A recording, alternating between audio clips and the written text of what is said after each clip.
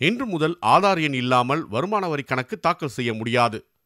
இன்று முதல் ஆதார் அட்டை இல்லாமல் புதிய பான் கார்டு பெற முடியாது. பாஸ்போர்ட் பெறுபவர்கள் ஆதார் அட்டையின்றி இன்று முதல் விண்ணப்பிக்க முடியாது. இன்று முதல் PF கணக்குடன் ஆதாரை இணைப்பது கட்டாயமாகிறது. இதேபோல ரயில் கட்டணங்களில் சலுகைகளை பெறவும் ஆதார் கட்டாயமாக்கப்பட்டுள்ளது. நேற்றைக்குள் ஆதார் எண் உள்ளிட்ட விவரங்களை சமர்ப்பிக்காத பள்ளி கல்லூரி மாணவ மாணவியருக்கு கல்வி உதவித்தொகை வழங்கப்படாது.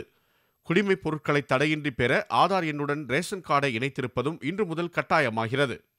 விமான நிலையங்களில் டிபார்ச்சர் ஃபார்ம் எனப்படும் புறப்பாட்டு விண்ணப்பத்தை பூர்த்தி செய்வதற்கு பதில் இன்று முதல் ஆதார் அட்டையை காண்பித்து நேரத்தை மிச்சமாக்கலாம். CA எனும் கணக்கு தணிக்கையியல் படிக்கும் மாணவர்களின் பாடத்திட்டம் GST மற்றும் சர்வதேச தரத்துக்கு ஏற்ப இன்று முதல் மாற்றப்படுகிறது.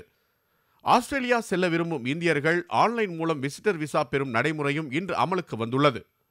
சவுதி அரேபியாவில் குடியுரிமை பெற்றவர்களின் குடும்பத்தினர் அந்நாட்டில் வசிப்பதற்கான வரி கட்டணம் ஆண்டுக்கு 100 ரியால்களாக இன்று முதல் அதிகரிக்கப்பட்டுள்ளது.